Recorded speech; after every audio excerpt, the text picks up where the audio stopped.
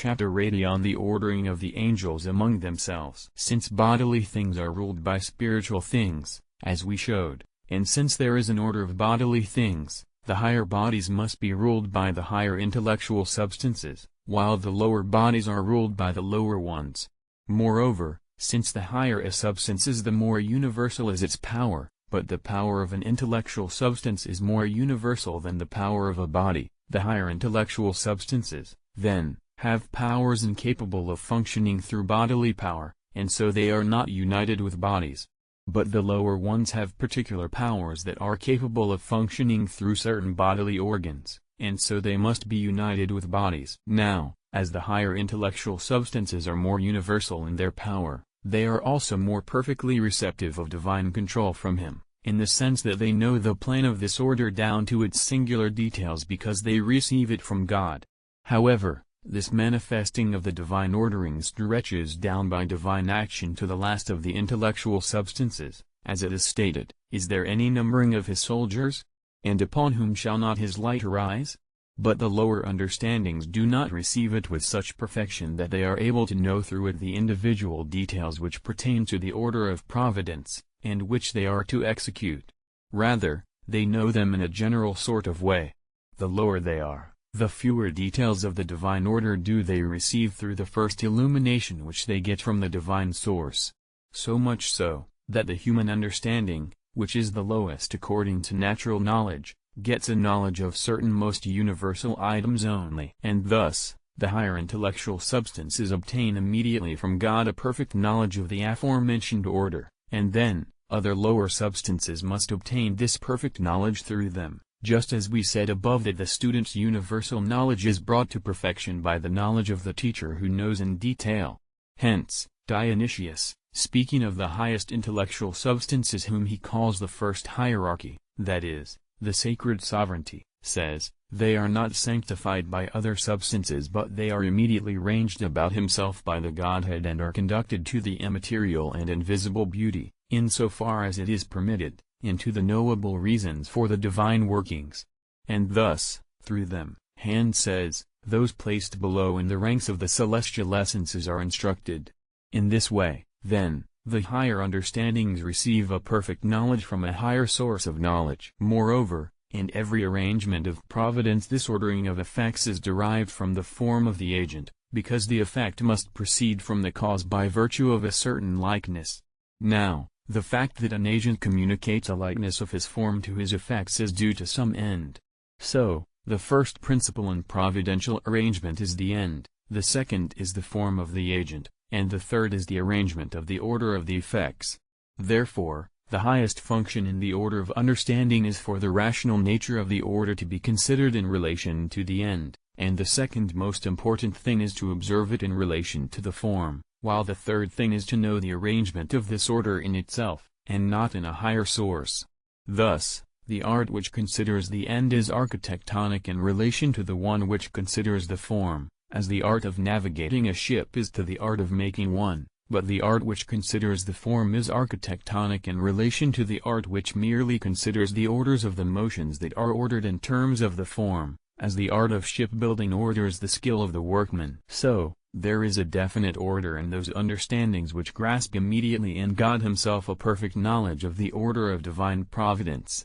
For the highest and first intellects perceive the plan of the providential order in the ultimate end itself, which is the divine goodness, and some of them do so more clearly than others.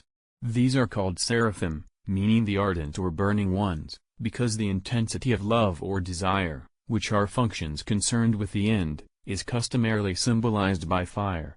Thus Dionysius says that, as a result of this name of theirs, there is a suggestion of their mobility in relation to the divine, a fervent and flexible mobility, and of their leading of lower things to God, as to their end. The second type of understandings know the plan of providence perfectly in the divine form itself. These are called cherubim, which means fullness of knowledge. Indeed, knowledge is made perfect through the form of the knowable object. Hence, Dionysius says that this way of naming them suggests that they are capable of contemplating the first operative power of divine beauty. Then, the third type of understandings consider the very arrangement of the divine judgments in themselves. These are called thrones, for, by thrones the judiciary power is symbolized. According to this text, you sit on the throne and judge justice. And so Dionysius says that this designation suggests that they are bearers of God, immediately available for all divine undertakings. Now, the preceding statements are not to be understood in the sense that there is a difference between divine goodness, divine essence, and divine knowledge as it contains the arrangement of things. Rather, there is a different way of considering each one. So, also, among the lower spirits who attain, through the higher spirits, a perfect knowledge of the divine order which they are to carry out, there must be some order. In fact, the superior ones among them have a more universal power of knowing, hence, they obtain knowledge of the order of providence through principles and causes that are more universal, whereas the lower ones acquire it in more particular causes. For instance, the man who could consider the order of all natural things in the celestial bodies would be possessed of higher understanding than the man who is obliged, for the sake of perfect knowledge, to direct his gaze upon the lower bodies. So, those who can perfectly know the order of providence in the universal causes, which are intermediaries between God, who is the most universal cause, and particular causes are intermediate between the ones who are able to consider the plan of this order and God himself and the ones who must consider it in particular causes. These are placed by Dionysius in the middle hierarchy, for, just as it is directed by the highest, so also does it direct the lowest one, as he says in On the Celestial Hierarchy 8. Moreover, there must be a definite order among these intellectual substances. In fact, the very arrangement in general, according to providence, is assigned first to many executors. This is accomplished through the order of dominations, for it is the function of those who hold dominion to prescribe what the others execute. Hence, Dionysius says that the word domination suggests a certain freedom from control, placed above all servitude and superior to all subjection. Then, secondly, there is a distribution and multiplication in the form of diverse effects on the part of the agent and executor. In fact, this is done by the order of virtues, whose name, as Dionysius says in the same place, suggests a strong forcefulness in regard to all godlike operations, one which does not abandon its godlike movement because of any weakening in itself. It is evident from this that the source of universal operation belongs to this order. Hence it appears that pertinent to this order is the motion of the celestial bodies, from which bodies as universal causes, the particular effects in nature follow. So, they are called the powers of the heavens, where it is said, the powers of the heavens shall be moved. Also pertinent to these spirits is the execution of divine works which are done outside the order of nature, for these are most sublime among the divine ministrations. For which reason, Gregory says, those spirits are called virtues through which miracles are frequently wrought. And if there be anything else that is universal and primary in the carrying out of divine ministrations, it is proper to assign it to this order. And, thirdly, the universal order of providence, already established in the effects, is guarded from all confusion, provided those things which might disturb this order are kept in check. Now, this pertains to the order of powers. Hence, Dionysius says, in the same place, that the word powers means a well-ordered and unconfused ordering in regard to divine undertakings. And Gregory says that pertinent to this order is to check contrary powers. Now, the lowest of the superior intellectual substances are those who receive the order of divine providence from a divine source, as it is knowable in particular causes. These are put immediately in charge of human affairs. Hence, Dionysius says of them, this third order of spirits commands, in turn, the human hierarchies. By human affairs we must understand all lower natures and particular causes which are related to man and which fall to the use of man, as is clear from the foregoing. Of course, there is a certain order among these. For in human affairs there is a common good which is, in fact, the good of a state or a people, and this seems to belong to the order of principalities. Hence, Dionysius says, in the same chapter, that the name principality suggests a certain leadership along with sacred order. For this reason, mention is made of Michael the prince of the Jews, and of a prince of the Persians and a prince of the Greeks. And so, the arrangement of kingdoms and the changing of domination from one people to another ought to belong to the ministry of this order. Also, The instruction of those who occupy the position of leaders among men concerning matters pertinent to the administration of their rule seems to be the concern of this order. There is also a type of human good which does not lie in the community, but pertains to one person as such, whose profit is not confined to one but is available to many. Examples are the things to be believed and practiced by all and sundry, such as items of faith, of divine worship, and the like. This pertains to the archangels, of whom Gregory says, they announce the most important things.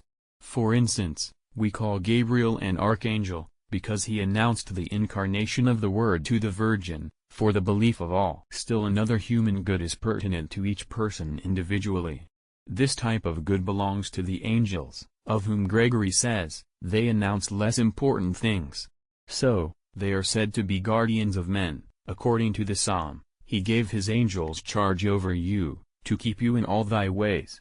Hence, Dionysius says that the archangels are intermediate between the principalities and the angels, having something in common with both, with the principalities, insofar as they have charge of leading the lower angels, and this is as it should be, for in human affairs private goods should be allotted on the basis of the things that are common, and in common with the angels, because they make announcements to the angels and through the angels to us. And the function of the angels is to make known to men the things that pertain to them, in accord with what is proper to each man. For this reason, too, the last order takes the common name for its own special one, that is to say, because it has the duty of making announcements immediately to us. That is also why the name archangel is composed of both names, for archangels are called, as it were, principal angels. However, Gregory assigns a different ordering to the celestial spirits, for he numbers the principalities among the intermediate spirits, immediately after the dominations, while he puts the virtues among the lowest, before the archangels. But to people who consider the matter carefully, the two ways of ordering them differ but slightly. In fact, according to Gregory, principalities are called, not those put in charge of peoples, but who are given leadership even over good spirits, as if they held first position in the execution of the divine ministrations. He says, indeed, that to be put in the position of leader is to stand out as first among the rest. Now, we said that this characteristic, in the previously given arrangement, belongs to the order of virtues.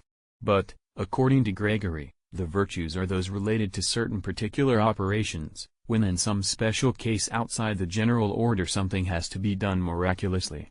On the basis of this meaning, they are quite appropriately put in the same order with the lowest ones. Moreover, both ways of ordering them can find support in the words of the Apostle.